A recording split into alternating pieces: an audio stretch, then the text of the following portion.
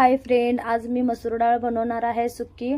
त्याच्यासाठी टोमॅटो, कांदा, कोथिंबीर चिरून घेतलेला आहे बारीक आणि मसूर डाळ भिजवायला ठेवलं होतं। चला तर मग गॅसवर कढई ठेवतो। 1 ते 2 चमचे तेल घालून घेतो आणि 1 चमचा जिरं घालते आणि कांदा, तेल गरम झालेला आहे, कांदा घालून घेते आणि बारीक चिरलेला आहे आणि तेलात चांगलं फ्राय करून घ्या कांद्याला। कांदा भाजला गेल्यानंतर टोमॅटोला पण घालून घ्या। टोमॅटो भाजला गेल्यानंतर चांगलं खालीवर परतून घ्या। चांगलं कांदा आणि टोमॅटोला चांगलं फ्राय करून घ्या। भाजल्या गेल्यानंतर कलर येण्यासाठी चांगलं हळद जरा थोडं घाला। चटणी 1 ते 1.5 चमचे चटणी घालून घ्या।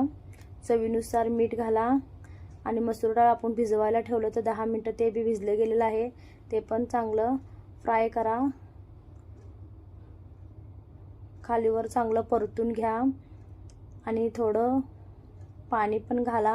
तुम्हाला जितकं आवश्यकता लागते तितकं सुक्कं बनवायचं आहे। मसूर डाळची भाजी खूप छान लागते चपातीसोबत, भाकरीसोबत। सोप्या पद्धतीने दाखवत आहे मी आणि वरनं बारीक कोथिंबीर चिरून घाला।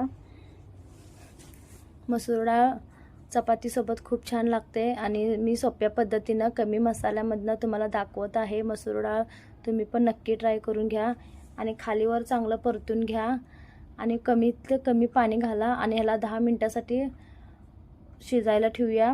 बारीक गॅस केलेला आहे आणि हे बघा मसूर डाळ माझे शिजले गेलेले आहे। खालीवर चांगलं परतून घ्या आणि मसूर डाळ तयार झालेला आहे। चला तर मग आता खाण्यासाठी मी घेते। चपातीसोबत खात आहे, भाकरीसोबत तुम्ही खाऊ शकताय। खूप छान लागते, झटपट बनवलेलं आहे। कसं वाटलं माझ्या चॅनलला लाईक आणि सबस्क्राईब नक्की करा।